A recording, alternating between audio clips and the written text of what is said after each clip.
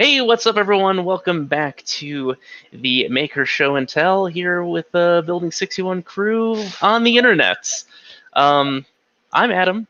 I'm Emily. And I'm here now. So, did you elevate or did the desk elevate? I'm not clear. This is amazing. This is what home office 2020 looks like. If you're my cool roommate Vignesh, this is an electric desk. I am not Vignesh. I am Zach. I feel like no. I guess the room is moving. Yeah, it is the desk that's moving. I was certain that you were. No, the whole room. I know, right? I'm like, is he tricking us? It's a Chris Nolan movie. He's pretending he's Rosen. Yeah, I'm in Tenet. This is my. I wasn't gonna tell you guys until the release, but I'm actually the star of Tenet. I'm that really handsome black guy. You're beautiful, Zach. Thank you. So stuff that's going on. It's been a couple weeks. We're back.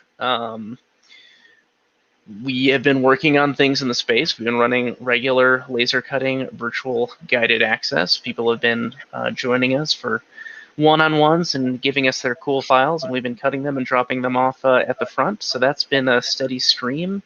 And perhaps we have some new tools on the horizon. You want to talk about that, Zach? No. Okay. Well, that's it for our show. And that's it for us. Good night, Have a everyone. good night.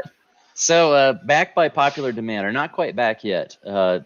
We always knew that this service model in the COVID times was something that we wanted to roll out slowly to make sure that one, we understood what we were getting ourselves into, and also that we were prioritizing what we thought would be the highest demand thing based on human interaction, which was always the laser cutters. So we started with those, and as Adam said, that's going really well. But it's at least twice daily now that we get emails about, can I send in or have a service for 3D printing? And the answer, my friends, is not yet. But we wrote the language today. We're making sure that when the system that works for laser cutters starts working for 3D printers, that you're going to have a clear quality experience, as 1,000% of people have so far with laser cutting. There's been zero confusion. Everything's working as intended. Everything just rolled right out, turnkey. But yeah, so 3D printing is, I would say, a week to maybe 2 weeks out. But if you're watching and you're interested in getting parts 3D printed, that's going to be a new thing. And I think I'll save the official start of that to tell everybody about a little something special that we picked up along the way. A donation of a very sort of a game-changing item. We've teased it on social media already, so some of you may have already seen it. But maybe if you're paying attention, you would know this is a cool thing that's about to happen. A cool thing. Something is about to happen which has not happened since the elder days. The 3D printing is going to wake up and find that it is strong. And that's all I'll say about that. We have to bring balance to the makerspace. 3D printing and laser cutting need we do. The white wizard will know. I feel like this is more of a Star Wars reference, but Yeah, I'm a little confused now. I feel like we're going into two different. I wasn't really listening. lovely. Did the Star Wars thing happen? I was Gandalfing. Okay. It's interesting. fine. It's sometimes it's a surprise where you land. I'm sorry if I offended any purists out there.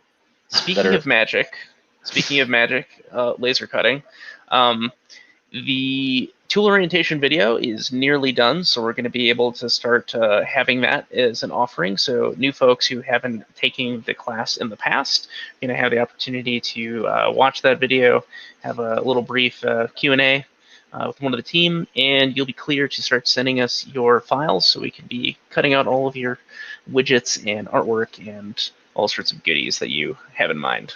We've seen some pretty fun stuff come through. Halloween bits are starting to come in. Yes. Nice. What are we going to do for Halloween, guys? I feel like we should have a special Halloween show, and you should have to make your whatever costume piece? Oh yeah, we absolutely should do a costume related maker show and tell. This is a thing that we're doing. It's official. It's on the official. We calendar. just made It's it. on the calendar. Whatever week our next show and tell is near Halloween. That's the official one. It'll have custom branding. We'll put like a pumpkin in the corner. Yes, please. An orange Building 61 with pumpkin spice.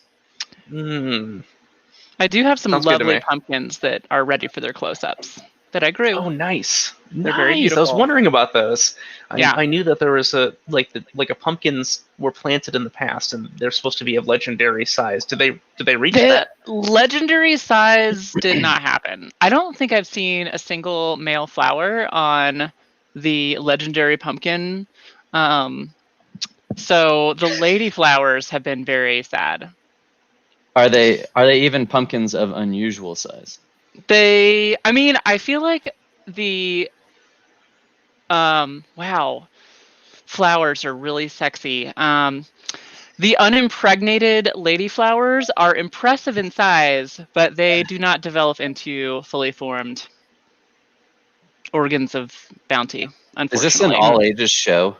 I know, right? I'm like, I don't know if I can really talk about plants right now. I'm kind of getting embarrassed. I'm just gonna start playing the Charlie Brown Great Pumpkin, like da da da da da. Yes, but I was really sad, and I keep like scouting under the leaves when I see like a new lady flower for like a gentleman flower, and I don't know, their timing is just not right. I blame 2020. Dang. This is 2020's that's valid. fault. But I did grow moringa squash, and they are like the pink pumpkin, and so they're really cute. I have 3 that I harvested before the Great Storm, and I have, I think 3 that are still out there that weren't quite ready, and I was like, good luck in the storm. I don't know. So I'll have a few. I'm kind of excited about it. I have a quick story of making in the wild a plant-based story. I can't wait to hear about it. If anyone is a camper, you may have experienced a tent from time to time, and tents typically get to be held up by tent poles. So I did some backpacking, and are you guys getting weird buzz, or is it just me? No, you're good. Good. I was doing some camping, some solo camping, and I have this little tiny tent that's basically like a bread oven, and I am the loaf of bread, and it's not much bigger than that. And it has 2 very short poles. I hike considerably into the wilderness to find a great spot, and I'm super stoked. And there are no tent poles in my tent, bag. But you did bring your 3D printer. Oh, you spoiled it. Yeah. So I hooked up a solar panel, and I printed. Waited 21 hours. I printed 2 tent poles, and then I froze to death because it took so long. No, I probably shouldn't be saying this because I was in the wilderness and I did break a sort of a leave no trace rule, and I apologize for that. However, I am not frozen dead because I found some living branches, and I was careful to choose them from somewhere that I thought it's going to be pretty rare that someone like happens upon this spot, and trust me, I was like, I see your skepticism. I was like, no, I was like in a bush. I was like inside of a bush trying to. I was expecting you to say something else, and then you didn't. Okay. So keep going. So anyway, I was going up there to find I need to get away from the maker world. I need to have a break. And the first thing I had to do was get out a pocket knife and find a couple of sticks and make some tent poles. And I did not die. I will say that about the quality of my tent pole. So fun impromptu maker experience there, and I think a lesson for 2020, which is don't plan on having things as you anticipate or even as you expect. Be prepared to create given the tools that you have. sort of like Mhm. go to army with the go to war with the army you have, and hopefully you have at least a pocket knife. Always. So that's it. I'm sorry I didn't think about it until earlier today. I meant to bring those sticks to show them tonight. They're 2 pieces of wood that came from a plant that I bludgeoned with a pocket knife for about. You truly turned tree debris into opportunity. Man, that's a catchy phrase. I feel like we should probably lock that down. That may be trademarked by another program we ran. There's my story. That's all. That's it. I'm glad you lived and you utilized your maker skills, and thank you. You didn't have to. You didn't resort to 3D printing your solution. I mean, that's. I thought it was the wrong tool for the job. No. It's also 10 pounds. You don't want to haul into the back. That's a lot to go hiking with. You know, you kind of want to have like granola bars or trail mix or something. 15 pounds of that versus 15 pounds of 3D printer seems just more useful. Some edible filament. You can just be like, delicious. For hours, like eating one giant Twizzlers. I have a quick update. It's not Twizzler related, but the desks that I showed in design in SketchUp long ago, maybe I'll share that again real quick. Yeah, I remember. Whoa, remember this? I mapped out my office in SketchUp and started designing things. Well, that is now starting to become a thing behind me. So ignore this stuff. This is just making sure that things work. But I cut down the boards, sanded, stained. I put edge banding on them, which was a huge mistake. I should not have done that because it added about 10 hours to the task. So if you can just get away with raw edge plywood for this type of simple countertop project, do that. I'll have better pictures and close-ups on these things. They're not quite done yet. I when I got home, the shaft collars that hold these this lower side up, those just came in. There's a story behind that, but I'll save that for another time. I'm just excited to share that. That's what's happening. You're probably wondering why does Adam need 3 desks that are shaped like this? But they're in production. That's what's going on. No, I don't think anyone was wondering that. I think they figured there was just a yard sale on the hill or something like that. You got how Adam lives. Just likes his table space. I mean, that's valid. I'm looking at your pictures and I'm trying to guess which ones are which. So. Oh yeah. Are they the levitating ones outside of your second story window? Yeah, those are the ones outside. The ones held up by void. Yes. Yeah. So actually everything is built. So I've built this this blue one. I have to build another one because I kind of decided that I want to do that in the place of an arcade cabinet for now. But I have built these 3, this big table, and I have also built this shelf. So it is in pieces right now. Or it's really out of whack because I don't have the shaft collars to hold up the actual shelves yet. But I am super stoked that this is on the way. Are you going to build a new futon frame, Adam? I did laser cut in a brace for the underneath of that, Zach. I did that actually just a month ago. That's great. That's where dog sitters sleep. Yes, it's true. Yeah, and I just rebent everything back into place. So strange for a piece of steel to fail like that. I just have to show you this. I actually did build a custom thing. I'm gonna go grab it. This is a quick aside. Sorry for delaying, but this is.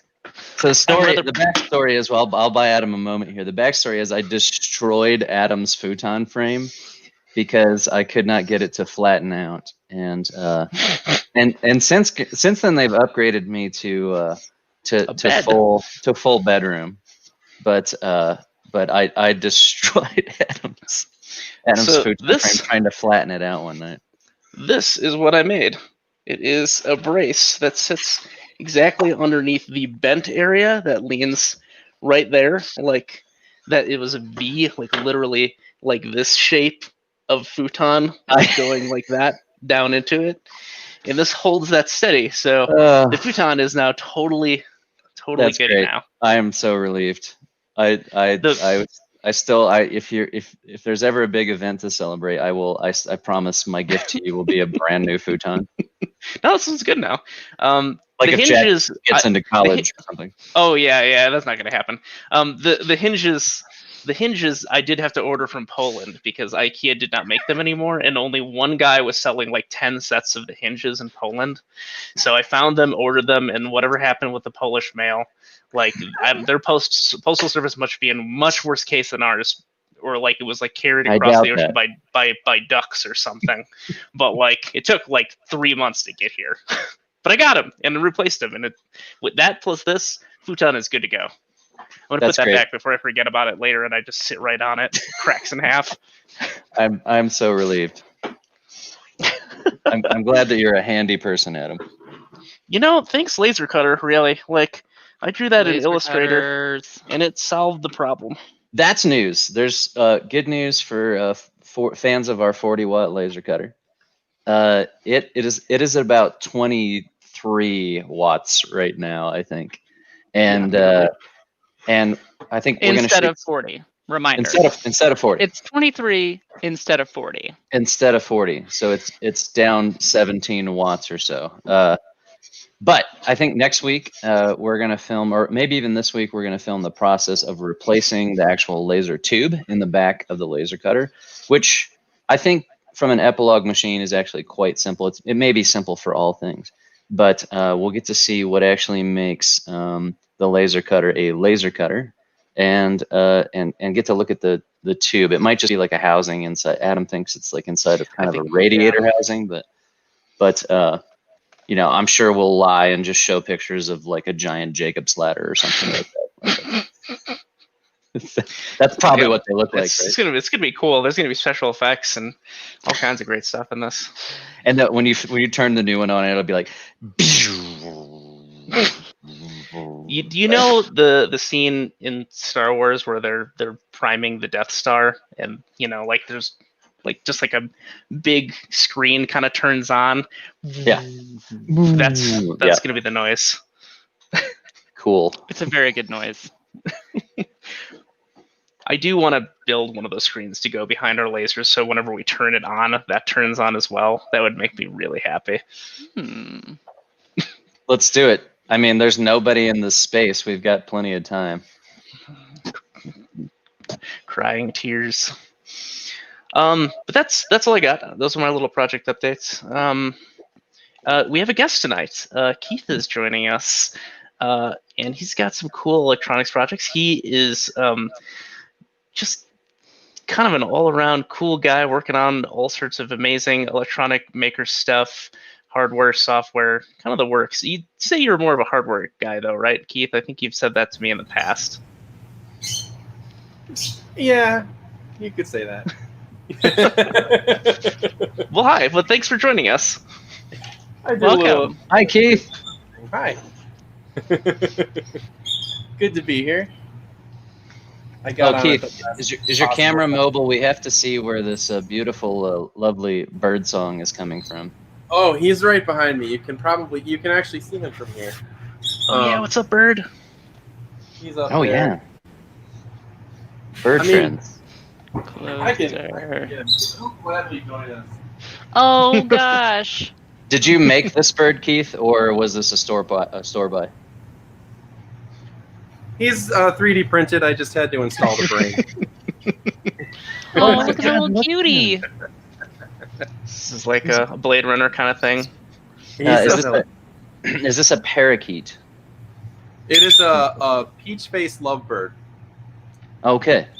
So I wouldn't know. Like I was asking, I've been talking out of my burp for the whole show, but this is a genuine question.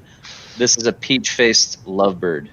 Yes. Now, why do they call it peach-faced? I wonder. So there are several different varieties of lovebirds. He's like. He's like, I need to go. He's on his little playground, which I have by the window. Um, Oh, nice. Oh my god, it's adorable. but yeah, he. So there are different varieties of lovebirds. This particular one is what they call a peach face. There's Fisher's lovebirds. There's like black mask lovebirds. There's a number of different varieties, and he does this to me. That's awesome. That's But, really cool. Yeah, he's pretty great. I've been teaching him some tricks.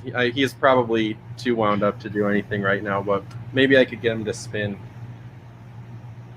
If I get him a treat, he'll twirl around on my finger. That would be nice. amazing. What do birds eat for treats? So it kind of depends on the bird. There are different things.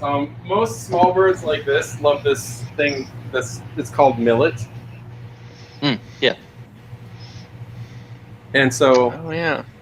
if we spin,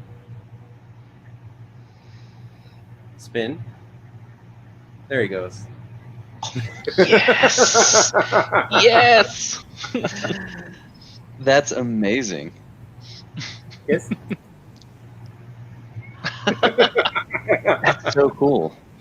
Can it Nice. drive a car? If given enough millets, can it operate heavy machinery? Maybe. We'll see if we can. Home. Is he gonna go home? Go home. Go home. Home. He doesn't want to go home.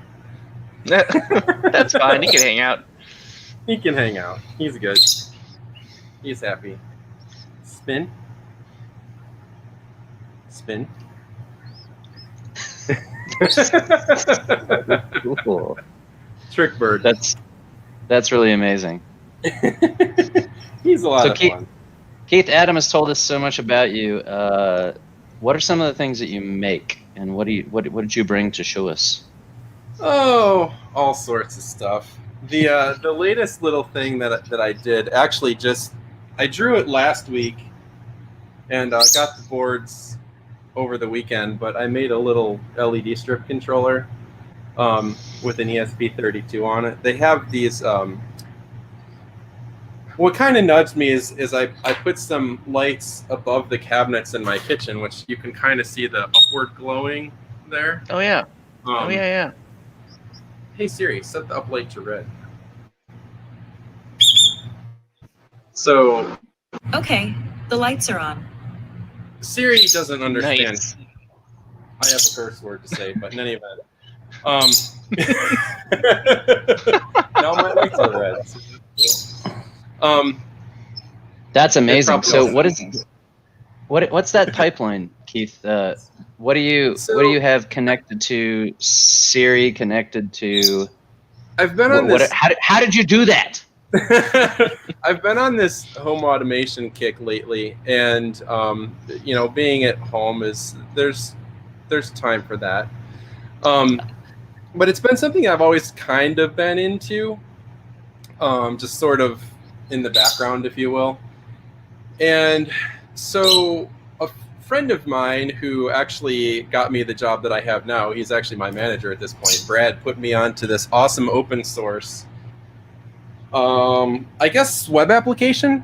It's kind of really the center point of home automation stuff for people who want to set it up that way. What's the platform? It's called Home Assistant. And Adam, can we put that up in a banner?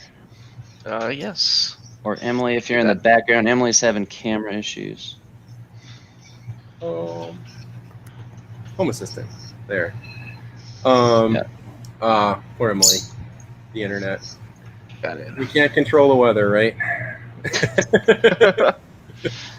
But No, thank God we live in a world where we can still do everything in person. Oh.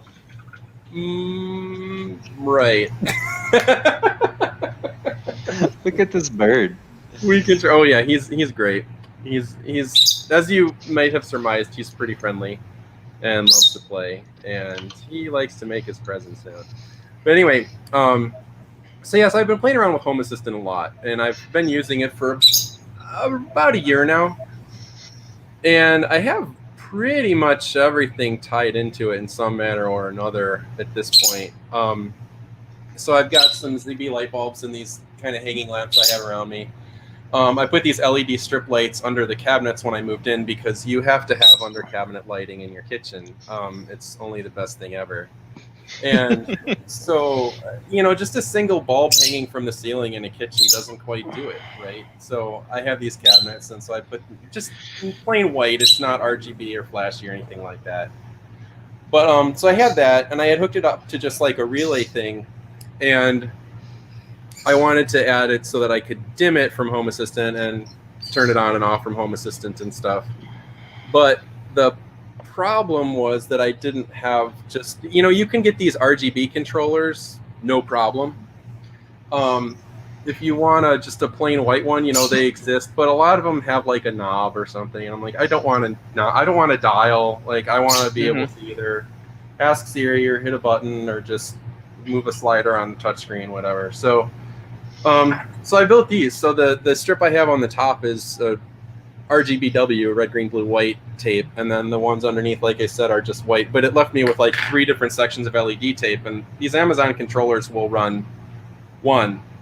And some of them have an infrared remote, some of them have an app you can put on your phone, but I wanted to integrate with Home Assistant. And so there's another sort of sister project for Home Assistant designed at these ESP modules, the ESP32s and 8266s, and it's called ESP Home.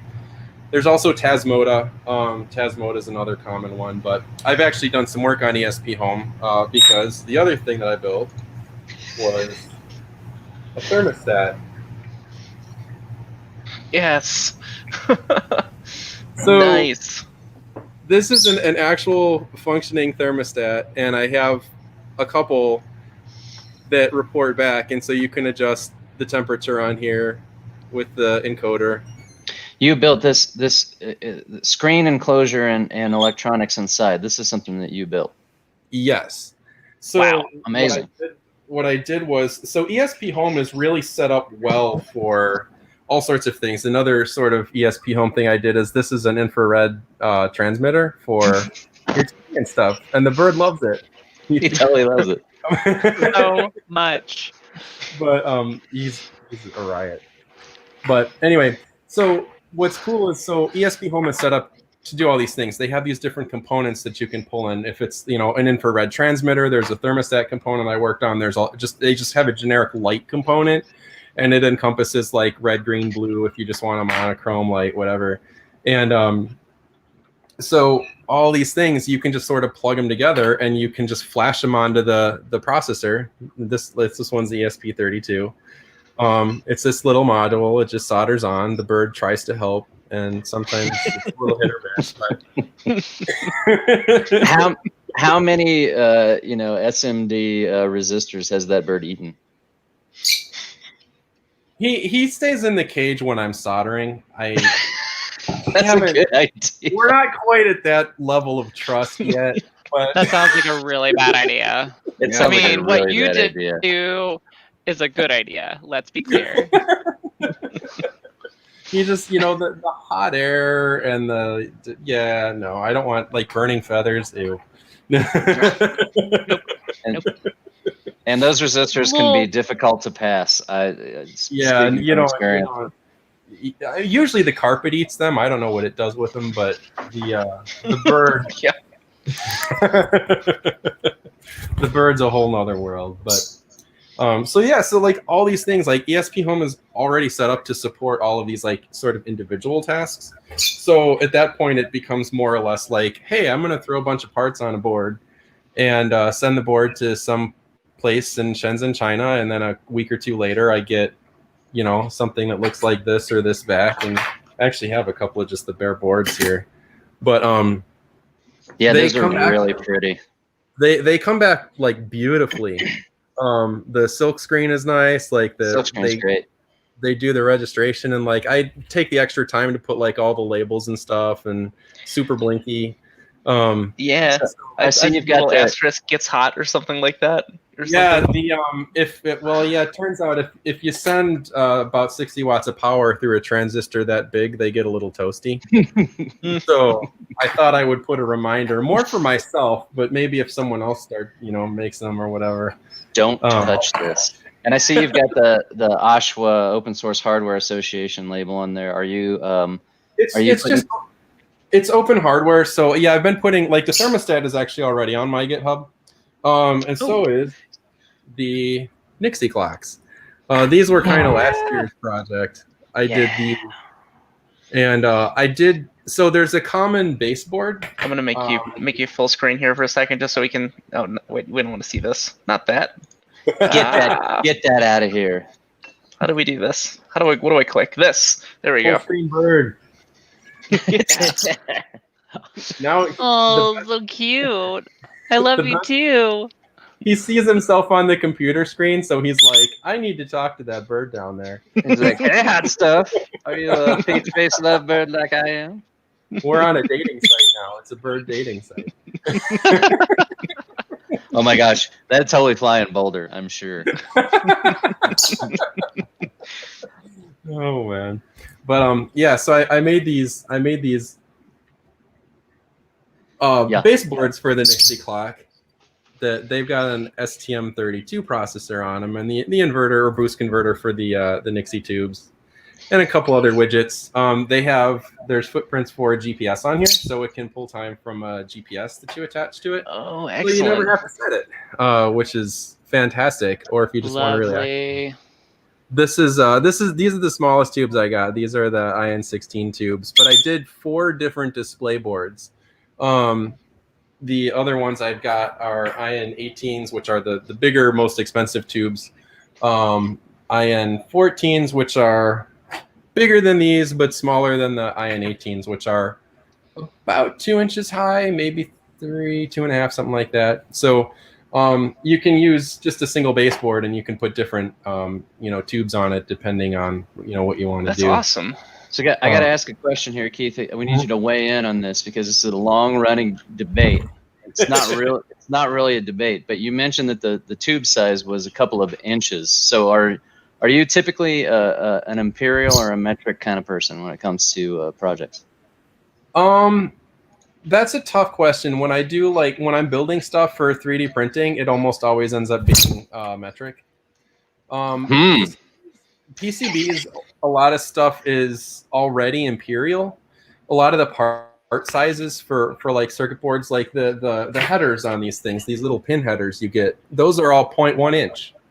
So like there's that, and and even a lot of the surface mount, like the size is like 0805, 1206, whatever. Those are all imperial. So it's like, what do you do? But then then it's weird. They'll do like the diameter of this thing is in millimeters. So what are we doing? Can someone decide?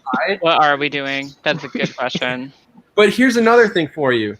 These boards, the size of the board is in millimeters, even though the traces and the tracks on it, the LEDs of the connectors, everything is like it's this mix. So I have to deal with both, and I don't like it. Okay, so given a choice, if I had to pick one, I would probably pick metric. Yes. See, that's what I'm talking about. Metric is the way. It's somebody writing that down. You got that? Okay, it's in the book. We really need to standardize things first, because that's a tough. I don't like this like 0.125. Like what 0.0625. Like come on, can we just do 0.1, 0.01, 0.001? Like that was so much easier. It'd be almost like metric. Right. Anytime somebody gives me a number, it's like, 17/64ths. I'm like, my brain shuts off. Oh, mine too. I just assume it's not solvable. I can't. That's just it. I can't. When I hear that, I cringe every time, and I probably will continue to. But what can you do? So I just wire it all up, and then I ask Siri to do something, and probably the wrong thing happens, and then I cry a little bit inside, and remember that it's 2020 and AI is real. AI is real. And it looks like you're using KiCad as your PCB design. Yes, I put KiCad on there. Yeah. KiCad or KiCad. Now here's another question. GIF or GIF. KiCad or KiCad. It's unsolvable. I've kind of taken to saying KiCad because my name is Keith. So yes, that makes sense. That seemed like okay, even though my name is spelled KEI, but this is just KI. So It's I before E except after K. Everyone knows that. It's Yeah. KeekCAD. I think. I don't actually know. I'm just gonna go with it. It's official as far as I'm concerned. This night. but yeah, that's been my tool of choice. It's free, it's open source, much like the home automation stuff. That's And awesome. Can we get your Git up on the screen? I feel like, yes, Git. I am /KBX81 is just about everywhere. You'll probably see it on there. Yes, indeed. We can. That's awesome, man. Really pretty boards. Yeah, so I've been sending these to a company called Elecro. They're in Shenzhen with probably all of the other ones. They do some different colors. These I did in their matte black finish, so they're they're matte black. But they look great. I mean, I've been extremely pleased with them. They're quick. Usually I have the boards in my hands within a week of placing the order. So That's amazing. It's their turnaround time is usually better than quoted. And they always send extra boards. So I ordered 50 of these. They sent 54. However many fit on a sheet. Yeah. Yeah. Yep. These are actually 4-layer boards. I did. What did I do? A run of, I think, 30 of these, and they actually goofed them up. I don't know exactly what they did the first time, but a lot of the solder mask was wrong. I had circles where there were square pads and vice versa. I really have no idea how they did that, but they remade them for me, and now I have twice as many. And the thing is, the boards work. It's kind of hard to solder to them, like, you know.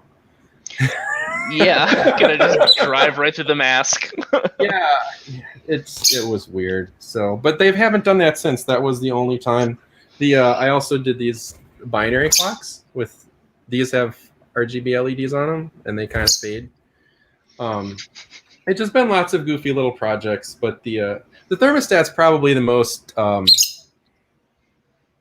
like utility, because I actually hooked one up. It's hooked up to my furnace, and the apartment I'm in, I don't have central air, but I have central heat. So I have a little portable air conditioning unit to cool the place when the weather's hot. And what I did with Home Assistant is I basically linked the two. So the temperature that I set on the thermostat actually controls the air conditioner I have is an LG, and it's one of these like smart Wi-Fi enabled ones. So I can just use that thermostat to control that. But the other challenge I have is the house that I live in is a 3-flat. So we have lower, middle, and upper, and I'm in the garden unit on the lowest floor. The units above me have radiant heat. So there is a massive boiler behind the wall that my thermostat is mounted on. Oh. So when we hang out at your place and it says it's a toasty like 104 in there, it's probably So that was just I moved in in like the end of May, and winter set in eventually, as it does, and I set the thermostat and I kept turning it up, and eventually I realized I had the thermostat at 85 degrees. I was sitting on my couch maybe 15 feet away in a hoodie shivering. And I'm like, okay, what is going on? So I went on Amazon and bought a bunch of the old, red alcohol bead and the, glass rod thermometers. And I put them it was like a 5-pack. It was like $6. I'm like, great.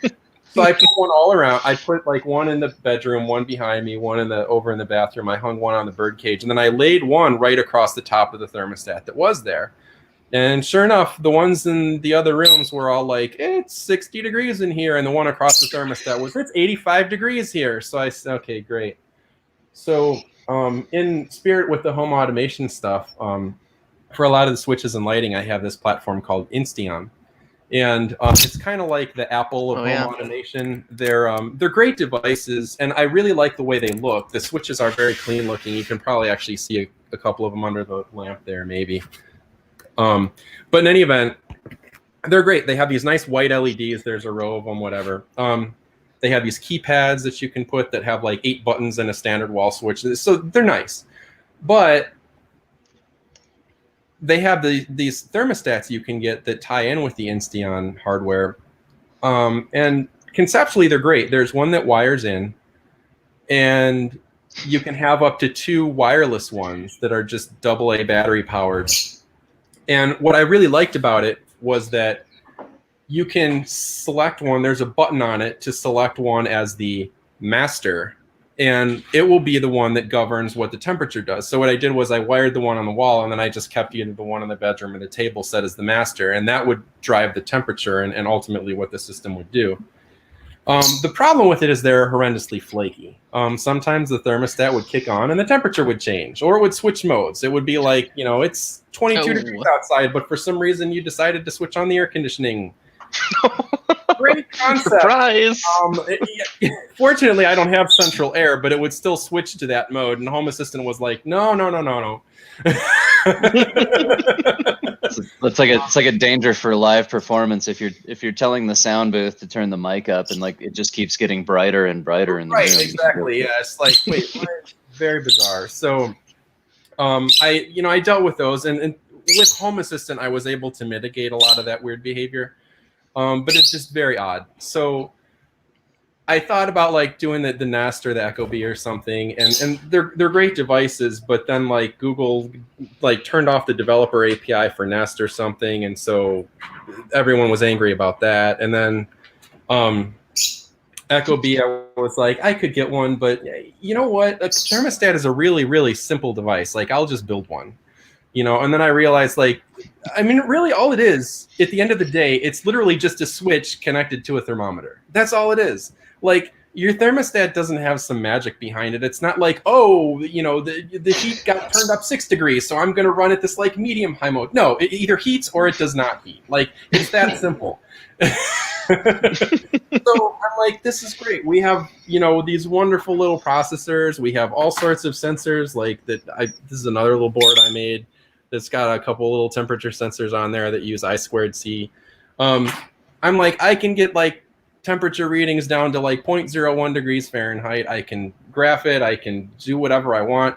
So I did. I just sat down one night. I started drawing the circuit board for it. I kind of knew the sensors and things that I chose were ones that I knew was supported by ESP Home, because that was the platform that I wanted to use on it, since it integrates with Home Assistant so well.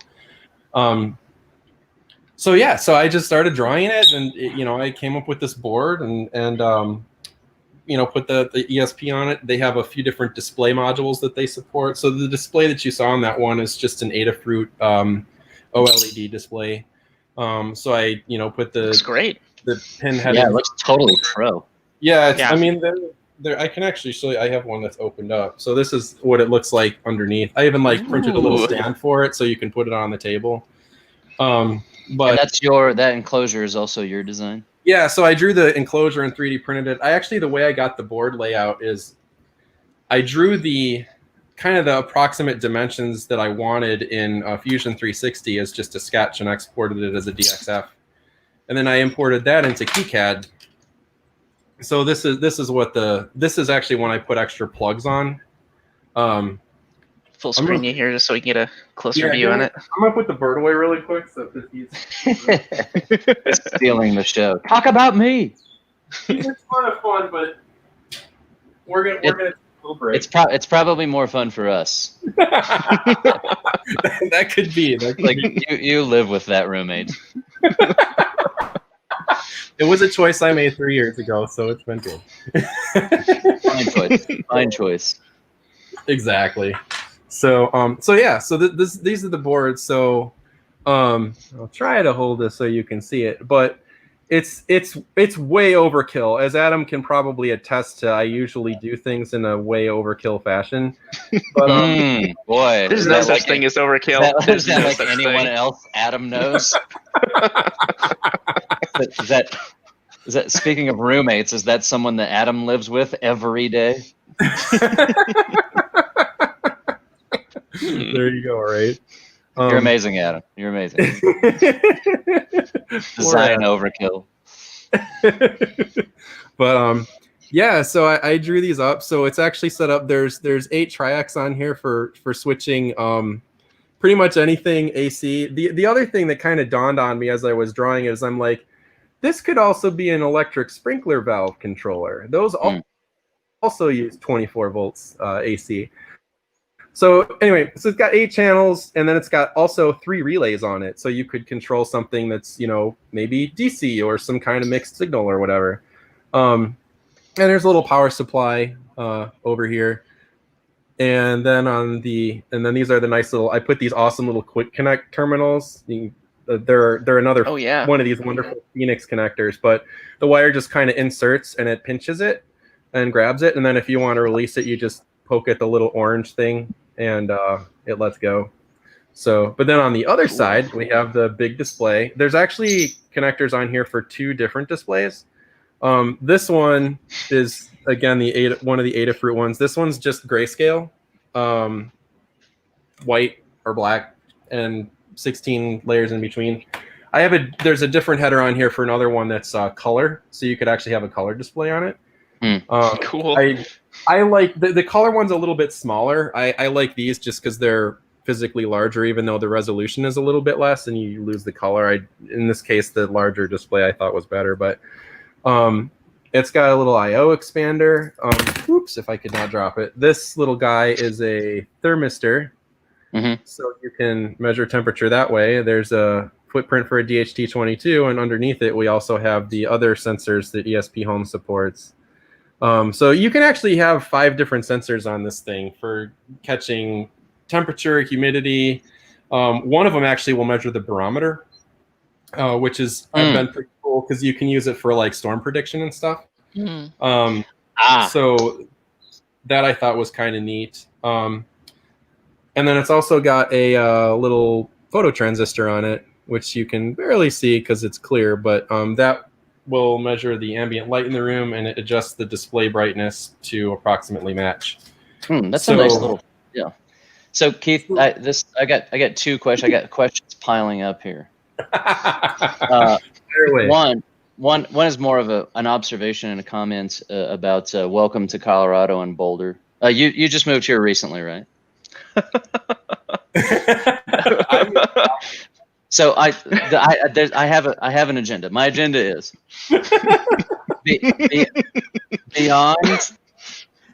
beyond avian dating websites. You mentioned that this automation control is almost a sort of a general purpose automation control, and you mentioned watering systems. Yeah. Now Emily's a gardener, and she grows vegetables, and people in Colorado, they just grow all kinds of stuff, Keith. Yeah. And I think that certain things are more in tuned to a very regular and very tightly controlled conditions that include light and watering systems, and I just think that there's a potential to look into, maybe someone has a market in this state and maybe a few other states, about 28 states now, that would be interested in that kind of automation. A. And B, you're talking about barometric measurement, temperature measurement, and it makes this is the question: Are you a ham radio operator? I am not, but I do know a thing or two about RF. Okay. There's a bigger question here and a longer question than we have time to get into tonight, but there's definitely some interesting tricks that we've been thinking about combining what we do with high altitude weather balloons and pipelining some of that sensor technology into RF channels. So let's talk after the show. I'll send you these boards. So the couple sensors that I put on the thermostat are actually on these. It's what is it? A BME 280, I think is what it's called. Yeah. Mm-hmm. Yep. Yep. That's the same chip that's on all of those pressure sensors. Yeah. Yeah, they're very common and they work great. And I've got 3. There's 4 or 5. I've got probably 6 or 7, maybe even 8 of them running right now, and they're very consistent. So I mean, and I don't know necessarily about accuracy, but I can tell you that at least part to part, they're very consistent. Very consistent. Interestingly, speaking of high altitude though, that part loses accuracy above 60,000 feet, and yes, when they get kind of to the edges. Yep, I've heard that. And same for Yeah. like humidity and temperature. As you get further away from the kind of the center point, they start to lose some accuracy. Yep. You have to do some math in there, yeah, It, for sure. it Yeah. totally blew us out on our first like several tests of sending things up. We're just like, what is going on here? It's like, it's like everything's steadily on our little like SD card, like, capture of what's happening. And then when we retrieve it and look at the data, suddenly it just gets really weird. And then after a time, it starts to become normal again. We're like, what happened between like hour 1 and hour 3? I don't know. Yeah. Yeah. It was yeah. 197 degrees, and the barometric pressure was negative 400,000. It was like, it doesn't make any sense. This reading's impossible. Yeah. Well, the other thing too is there's some overlap across the instrumentation. So like, temperature begins to affect humidity readings and like other things. Like, so yeah, they get pretty bizarre when you get outside of the kind of standard range. But I would imagine that there are other or different parts that are designed to operate more in like those areas than, because I think these are really aimed more at like, like in-home use or Earth-based, small, like simple, like Not gentle moving. industrial, like not, yeah. Terrestrial, yeah. Terrestrial, yes. Terrestrial. So, but yeah, overall, I'll tell you that it works a lot better than my old thermostat. So, now I get temperature readings down to a fraction of a degree Fahrenheit, and I'm like, that's totally useless, but really cool. Now you'll know exactly down to the like the decimal point, like where your comfort range is. Well, the other thing that's very interesting about them, because like they are very high resolution sensors. Kind of your traditional thermostat just tells you to the nearest, say, degree Fahrenheit. But the thing is when you have such high resolution, you can start to see what things affect the temperature in your home and how they affect it and when they affect it. So like, for example, I can now, since I can see humidity down to like 0.05%, I can see like exactly when I got in the shower, and so like stuff like that starts to play in. Oh, interesting. It's really, or turning on the TV and like the it starts to go up because it's an old plasma TV and they get hot, and even though they weigh nothing and they're very thin. But it's cool because you can see stuff like that happening, and like you can start to relate those events. And when it just says 73 degrees, and then 20 minutes later 74 degrees, it's like, well, what happened during that 20 minutes? So again, not super useful or particularly crazy or anything, but it is neat because when you start to look at charts, you can definitely see those things. There's a very clear delineation. Like I said, the humidity one in the shower I thought was really cool because I was like, I knew right when I got it. That's no doubt like super measurable in this state too, with like an average of like 7 to 10% humidity. And how much of that information is being captured by devices, and mapped. That's just, and that's the thing. Like we know when you shower. Yeah, who knows? And that's one of the things I like about ESP Home is it's open source, so you can actually go on GitHub and look at all the source code. It's mostly written in either C or Python, so it's very readable. And it's not, like the air conditioner is the only Internet of Things thing that I have that I don't control the firmware that's on it. And so everything else is, all these little things are running ESP Home with only the components that I tell it to put onto them. I can see the traffic. I use all Unify for my Wi-Fi stuff, so I can see like the utilization in terms of bandwidth and stuff. So I know like about what they should be generating in terms of traffic. So if you see a spike or something, you can kind of raises an eyebrow. But again, it's open source firmware, so I don't. It doesn't make me uncomfortable. And especially now that I've actually contributed a few things to the project. Over how much? What's that? I'm sorry. Over how much time, Keith? Like, how long have you been working in this kind of in this, like this corner of this domain? So electronics I've been doing since I was a wee lad. My dad was an electrical engineer, so I picked up a lot of kind of the basics from him. And just, as I grew up and like the internet got bigger and there's more and more information and things are online and and now I have a job, I make more money, so I can buy stuff that I don't need. And make just stuff that you don't need, but you want. exactly Yeah. right. Like, hey, come on, you know. But no, so the home automation stuff was, I don't remember. I started kind of with the X10 or Powerhouse, which is what Radio Shack called it. But the old X10 modules that would plug in and, you know, click on or off. And now this stuff is like so much more intelligent and controllable. And, you So, know, would you say like a year? the home 2 automation years? stuff I've been doing for a very long time, probably over 20 years. And then between now and let's say Jarvis, how far do you have to go? And then what is the time gap between Jarvis and Ultron is really the vexing question, I think. I don't know if Siri is any Like indication. James Spader levels of AI. Like when will you get to that? Yeah. Not a worry. Not an immediate concern. I'm not worried. I mean, I asked Siri to turn something on earlier, and the whole house turned red. So I don't know what. That's probably Ultron. That's now. Ultron time now.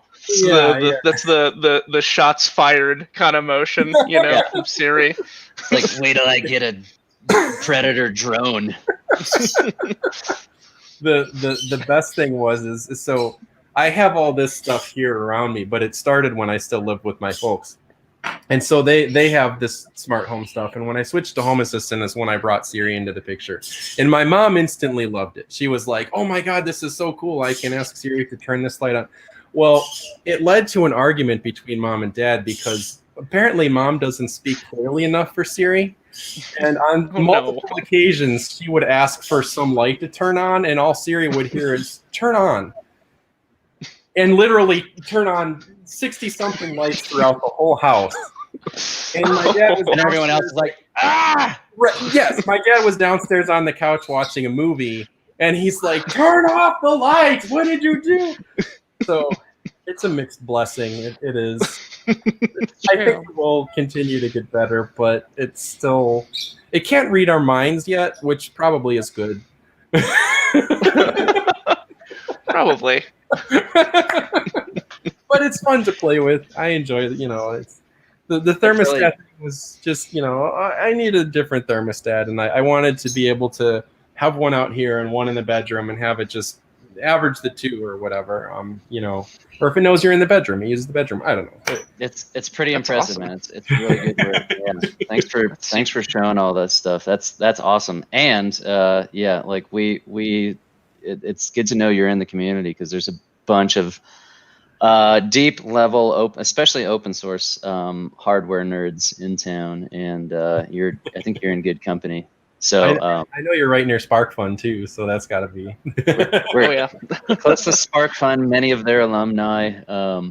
Yeah, it's a pretty good town to be in for like the hardware meetup if we ever meet up again. But this is working. We get this for now. Yeah. We were prepared. I mean, that's the one thing on the tech side is like we were all just like, yep, live streaming done. We're doing it. Yep. Everyone in the chat is just talking about the bird. Does the bird need a reintroduction? maybe the bird can send us off. Oh, the bird would be happy. Like he was playing with a toy, and as soon as I got up, he's like, boom, ready to go. One more spin. Now he's gonna play hard to get. It's like, oh, me? Oh, I've just been in this cage in the kitchen. Now, here's the trick that he's trained me is if I open the door and walk away, he's not doing it. I can't believe it. Maybe he's tired. I don't know. It's this very live demo of him. Yeah. Let's see. Oh no, this is a first. I don't remember the last time this happened. The doors are open, but he's like, no, I'll pass. There's that German word, and I always forget what it is for only when demonstrated. Right. I don't know. Yeah, where's the fun? You probably lure him. Wait, let's see if this gets his curiosity going.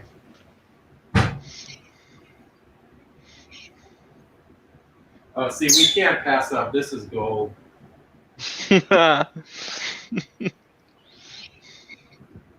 Okay. Spin. Oh my god, it's Yes. It's so cool. Excellent work, Nibbles. Excellent work. We've made his night. We'll do it again. See, I don't even have to ask when we get to the Right. point. Like, keep that millet coming. It's like the computers can't read your mind, but I, the bird, can.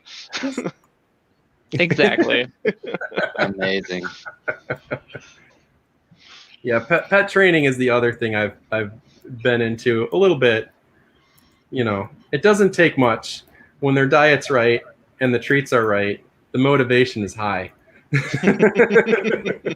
Yes, we should also thank Nicoletta for the Oreos and the Milano cookies and the gummy bears and the fruit leather and the granola bars and also the healthy stuff. She brought us some like healthy, you know, like raw nuts and vegetables and that kind of stuff too, but nobody eats those.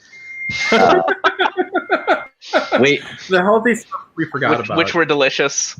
The creative technologists can be trained with the proper diet and the correct treats. That's the story of my life. I mean, I work in IT, so I remember when I used to go to an office and we had a kitchen full of motivating snacks. Mm-hmm. Keith, Yep. this is awesome. Thank you so much. It's awesome to meet you. And your board design, man, is like not just like great, functional, and well organized, but it's sort of aesthetically pleasing and funny and like highly functional and really thoughtful. So, really next level and inspiring to see that level of PCB design. I think we got to Well, build thank out you. some of that stuff for the space for sure. Yeah, I'll slash get send you you to some teach some Slack classes for us, I think. Yeah. That would be awesome. Yes. If you want to practice your surface mount, I'll send you a Nixie clock board or an infrared remote control for your TV. Ooh, yes. Yes, please. Oh, I'm having like PTSD from surface mount soldering like in the past. Like, oh my god. It's an art, but I will tell you, it's all I do now. Like, I'm so done with through hole stuff. Like, flip, solder, snip, slit. Like, now it's just like paste, hot air, done. Very All right. satisfying. There's another class. I think you know we need to try and find a way to plug you into this community and up my if no one else, up my game in the PCB design. And yeah, like you got a few takers here. Yeah. We'll do some online training. I'll get a camera set up and at my real desk that I said I don't use because it has too much stuff on it. And that's where I do the soldering. And that's why it has too much stuff on it, because there's still a power supply and 2 soldering stations and all these other things. So Sign of genius. gotta have the tools of trade. Absolutely.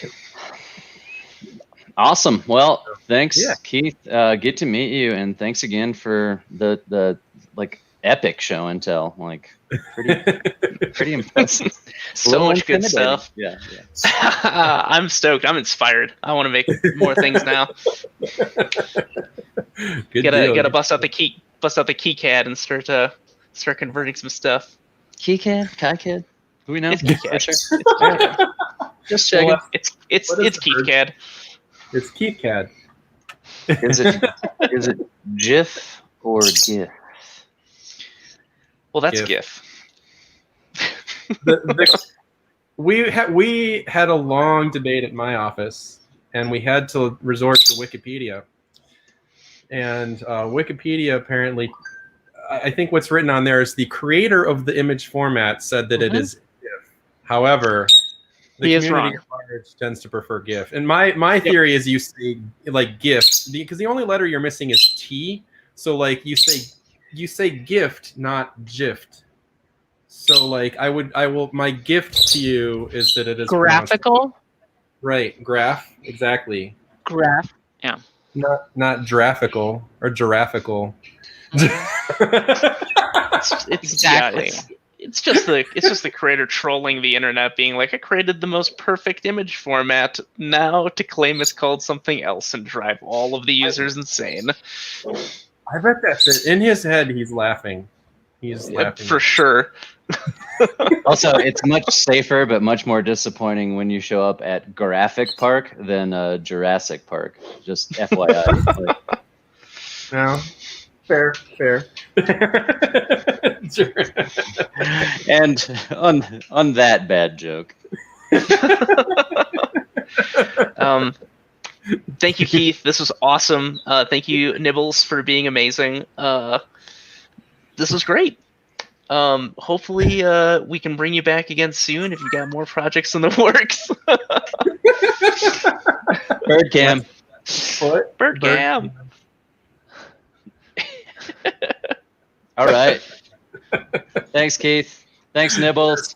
Thank you. Thank you all Bye. Yep. Thank you. Awesome. So cool. Oh my Impressive. gosh. Super cool. Like impressive, super impressive. So we'll be talking to him, but you guys know there's been some talk, some chatter amongst us about how to pipeline APRS radio signals plus some additional sensor information directly down to the APRS website, which is what we use to track high altitude balloons and get data off of them. And some things that Keith said there tonight, I was like, ooh. Like, I was interested in the challenge of trying to figure out how to do that stuff, and I would love to know how it's done. But there's somebody that I think if you explain the problem, that he could just kind of, he'd be like, I feel like it'd be like a couple of days, and he'd be like, yeah, the boards are on their way. I mean, he's really very fluent. Yeah, it's and I kind of want to play with KiCad. I've done all the stuff that I've done previously has been in Eagle, which has been kind of like felt like beast mode to me. Like I just like get into it, and you're looking at a palette of about like 10 million components, and you're like, I want to make a pad. How do I do that? And it's like, good luck. You got to draw everything in schematic view and then take it all over the place. So, Eagle's cool. Like I got the hang of it, but I'm down for trying out more stuff, especially free stuff. Anything Free stuff is good.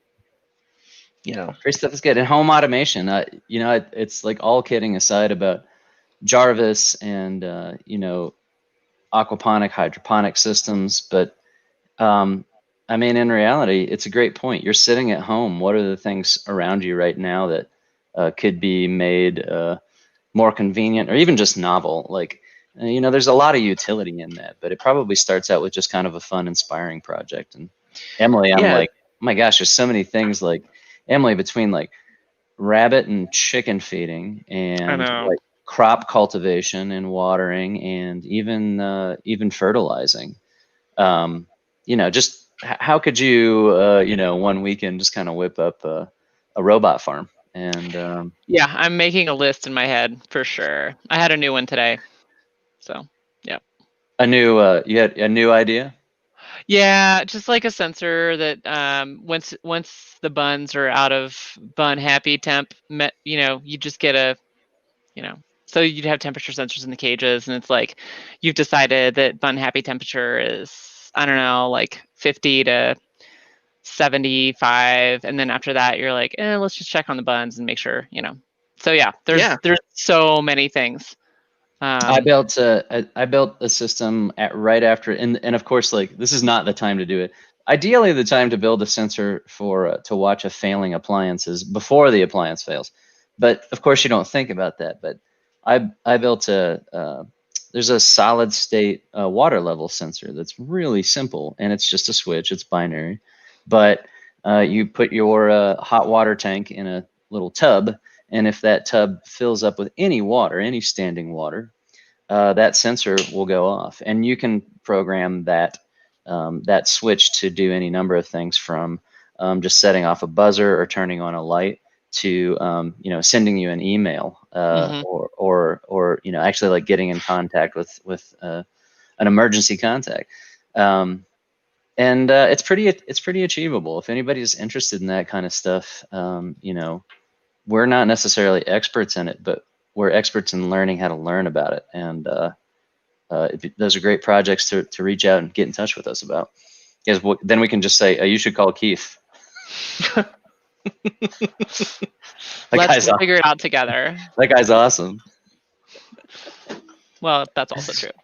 I'm definitely stoked about doing some actual automated lighting things in my space here. I've got everything on just like a little cheap remote right now, which kind of controls some of this stuff, but not that well. And the lights aren't that great, but I really want to do something a little bit more fancy with that. I also have these DMX lights that are floating around in a closet that I really want to hook up to something, just to, I don't know, have a light show in here. Do it in all your spare time. Yeah, I know. Once these desks are done and all the other projects are finished, who knows? Yeah. Well, thanks, guys.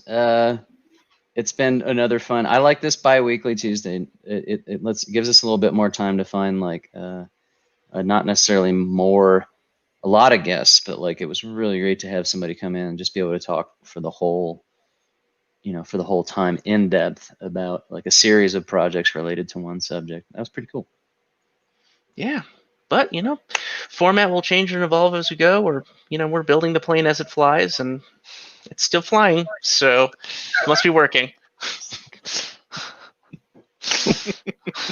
Hold on to the wing, Zach.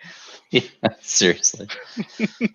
Okay, so until next time, 2 weeks out. Good to see you guys. Happy Dark Equinox. Happy Dark Equinox. Oh, it is, isn't it? It is tomorrow. Tomorrow night. That's great. So it'd be a good night to look at stars, maybe a little less moonlight pollution if there's no smoke. Yeah. Moon's dark as well. But yeah, we're going into the dark half of the year. Oh, it's that. Oh, it is that. I was going to say when we started tonight, it's like, hey. Yeah, faster and faster. Yep, here we go. Here we go. Winter's coming. That's fine. At least it hasn't snowed yet. Please refer back to our last episode, which was the holiday special. Yes. Awesome. Okay, well, let's wrap it up. Until next time, friends, keep on making. See you soon. Thanks. Bye, Zach.